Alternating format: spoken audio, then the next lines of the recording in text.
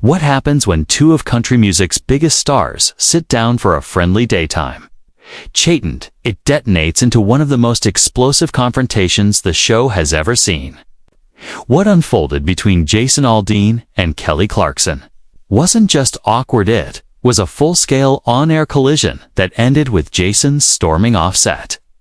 Kelly stunned into silence, and the audience frozen in disbelief. Before we get to the moment everything blew up, let's rewind to how it all started. The interview opened harmlessly enough. Kelly greeted Jason with her usual warmth.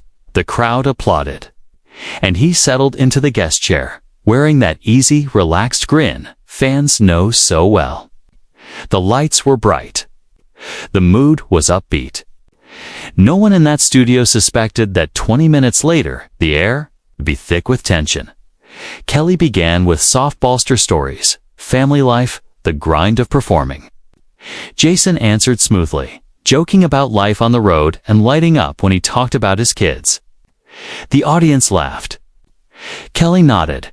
It was shaping up to be just another breezy celebrity segment. And then Kelly leaned forward.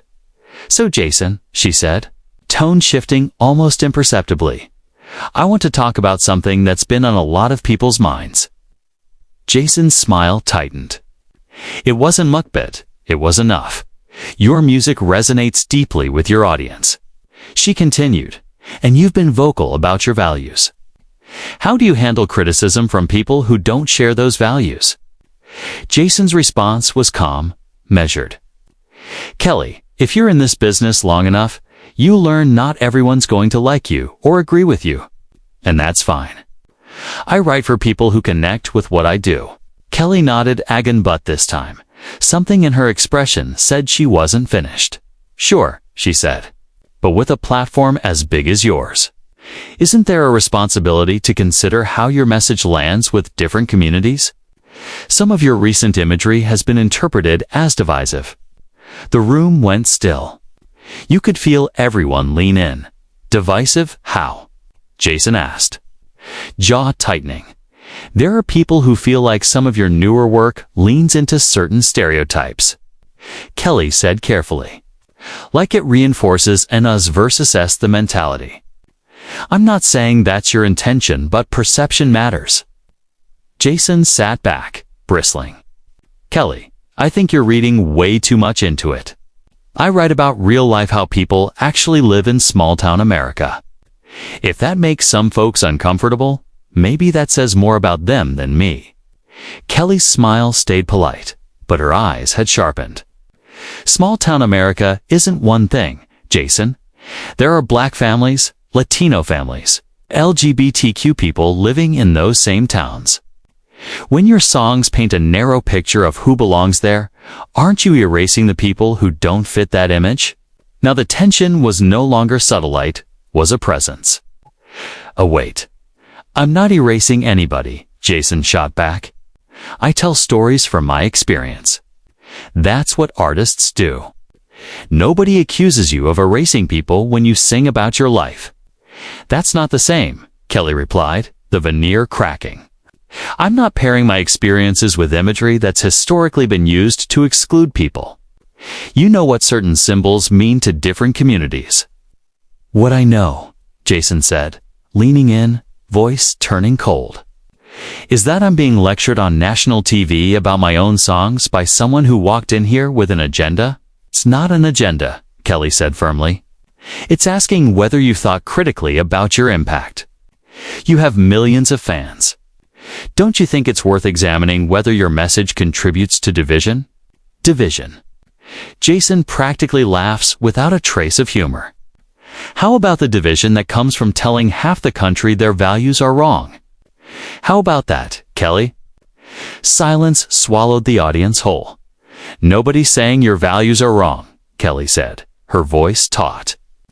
"But when they come wrapped in rhetoric that marginalizes other people, you people are going to question it. That's not an attack. That's accountability." Jason's face flushed, frustration boiling over. "When you sing about independence, it's empowering. When I do it from my perspective, suddenly it's dangerous." That's not fair. Nestats deciding whose voice counts. Jason, that's not what I'm saying, Kelly insisted. There's a difference between empowerment and gatekeeping. I'm not gatekeeping anything, he snapped.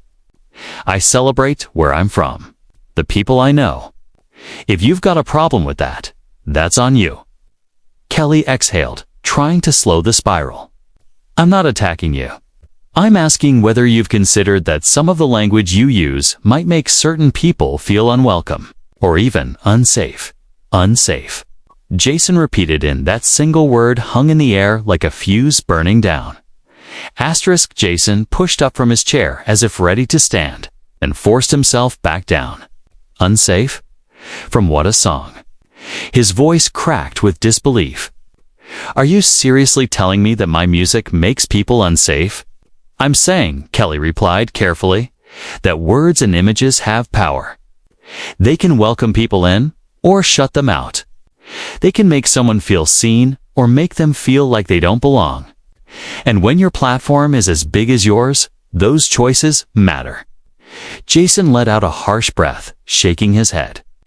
This is unbelievable. I thought we were having a real conversation today. Maybe talk about the tour, the new album, something with actual substance. Instead, I'm getting lectured about how I'm supposed to police my art so it fits your version of acceptable.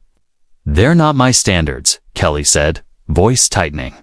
They're basic decency and inclusion. That was the breaking point. Jason stood up fully now, microphone still clipped to his shirt. You know what, Kelly? I don't need to sit here and be told that what I do, what I believe, is somehow indecent. I respect you as an artist, but this is ambush journalism dressed up as an interview. A ripple of gasps cut through the audience. Kelly rose too. Jason, come on, sit down. We can talk about this like adults. Adults don't ambush each other on national TV, he snapped. Adults don't invite someone onto their show just to tear them down. I'm not tearing you down, Kelly shot back, her voice rising. I'm asking you to consider viewpoints outside your bubble. Is that really so offensive to you? What's offensive, Jason said, pointing at her, is being told that my perspective doesn't matter, that the people I represent don't matter, unless we fit into whatever mold you think we should. Kelly's cheeks flushed. That is not what I said, and you know it. You're twisting my words because you don't want to face the actual discussion. Jason barked out a humorless laugh. Discussion. This isn't discussion, Kelly. This is a hit job. Behind the cameras, crew members froze, unsure whether to cut to commercial or let the disaster keep rolling. The producer waved frantically, but neither Jason nor Kelly was paying attention to anything except each other. A hit job. Kelly repeated, incredulous.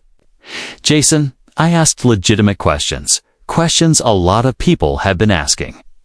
If you can't handle that, if you can't defend your artistic choices without blowing up, maybe that says something. Jason's hands curled into fists at his sides. You want a defense. Fine. I defend my right to make music about my life, my community, the people who understand me. I don't owe you or anyone an apology for that. Nobody's asking you to apologize, Kelly replied sharply. But when you put art into the world and profit from it, people get to question it. You don't get to shout artistic freedom every time someone asks what message you're sending. Jason's voice jumped another octave. You brought me here to grill me about my values. It's my lyrics about whether I'm responsible for people who aren't even my audience. And now I'm the bad guy because I won't sit here and act ashamed of who I am. Kelly folded her arms tight across her chest. See? That's exactly it. You're making this about you as a person when this is about the impact of your work. Those are not the same thing, aren't they? Jason challenged. Because it sounds to me like you're saying my work is problematic. And if my music comes from who I am, then yeah, you are saying I'm problematic. You can't separate the two, Kelly. My art is me. Kelly shook her head, jaw set and eyes blazing. "That's a cop-out, and you know it," Kelly said, her voice slicing cleanly through the space between them. Plenty of artists outgrow their first perspective. Plenty challenge themselves, evolve, expand. You're choosing not to. You're choosing to act like every bit of criticism is some kind of personal attack. "Because that's exactly what this is," Jason fired back. "This whole conversation has been you trying to make me admit something's wrong with me. With my music, with the people who support it. Well, I'm not going to do that. Kelly, I'm not going to stand here and throw my fans under the bus just to validate your own biases." The audience stayed silent, but tension rippled through them. Glances traded, eyebrows raised, shoulders shifting. This wasn't an interview anymore. It was a live ideological collision. My biases. Kelly's voice dipped to a dangerously cool level. "Jason, I grew up in Texas. I know small-town life. I know country music. Don't stand there and pretend I'm some coastal outsider who doesn't understand your world. I understand it just fine. The difference is I chose to broaden my perspective beyond it." "Oh, here we go." Jason threw up his hands. "So because you changed, everyone else has to change too. Because you evolved, anyone who didn't evolve the exact same way is backward or wrong. That's pretty arrogant, Kelly. It's not arrogant to expect people to think critically about their impact," she snapped. "It's not arrogant to ask someone with your platform to consider that maybe, just maybe, some of the themes in your work make certain people feel othered or excluded. That's not arrogance. That's empathy. That's growth." "And what you call growth," Jason said, stepping forward, "I call losing touch. I call it forgetting where you came from. I call it deciding the values you grew up with don't count anymore because they're not trending in LA or New York." Kelly closed the distance between them by half a step, her eyes blazing. "That is so reductive. You're acting like the only options are never changing a single thought in your head, or completely abandoning your roots. There is a massive middle ground. You can honor where you came from and recognize that not everyone shares your exact experience. You can celebrate your community without making others feel like they don't belong in it. I'm not making anyone feel unwelcome," Jason insisted. "I'm making music. If people want to project a bunch of meanings onto it that I didn't put there, that's their issue. But it is there," Kelly pushed. "The symbolism, the language, the imagery, it's all there. Intent doesn't erase impact. When people tell you your work makes them feel a certain way, you don't get to just brush that off." Jason's expression hardened into stone. "So what do you want me to do, Kelly? Apologize? Admit I'm wrong? Promise I'll make songs you approve of?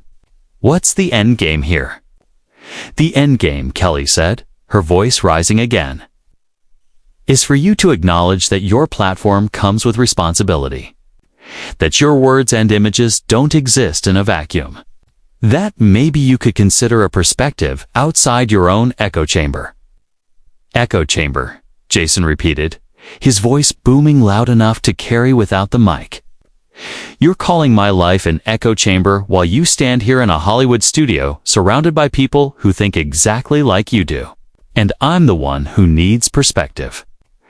That's rich, Kelly. Really rich."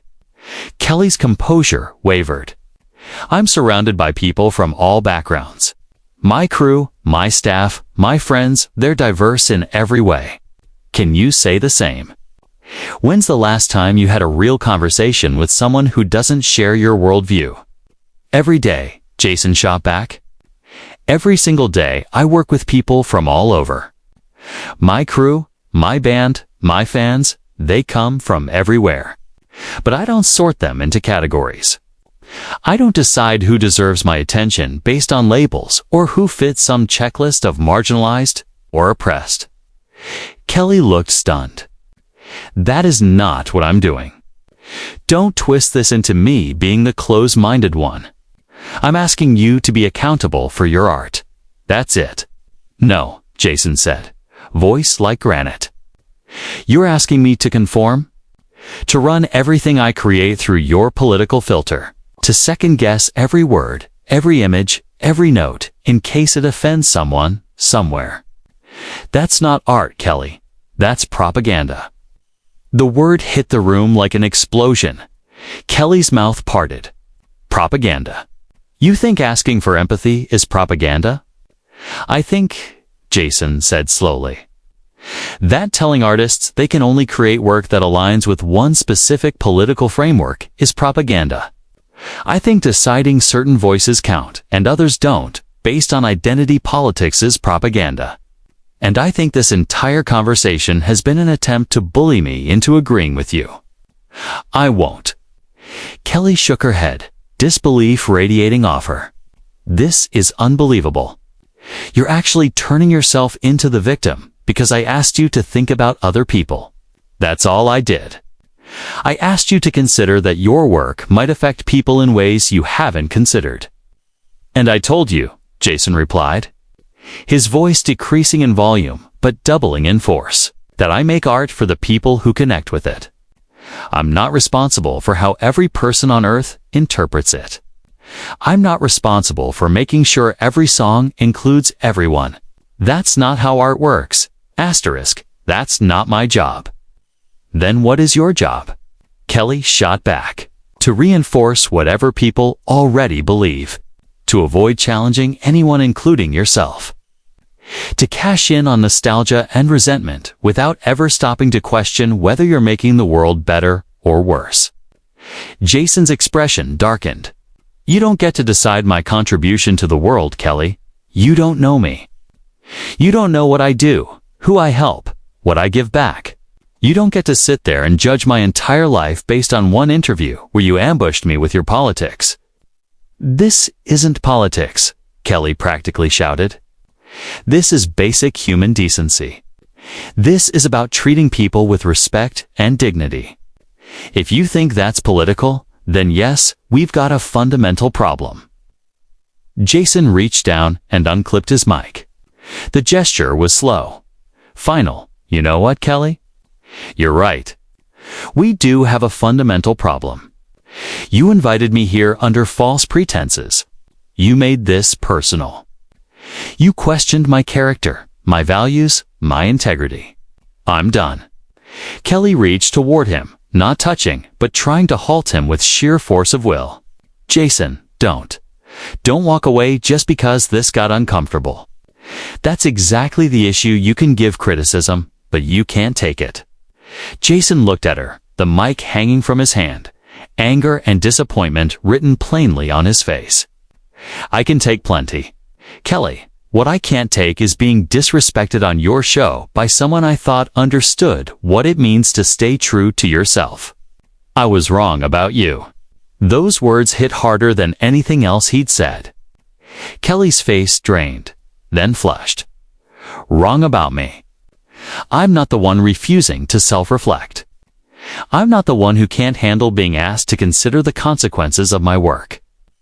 There you go again, Jason said, his voice tired but still serrated.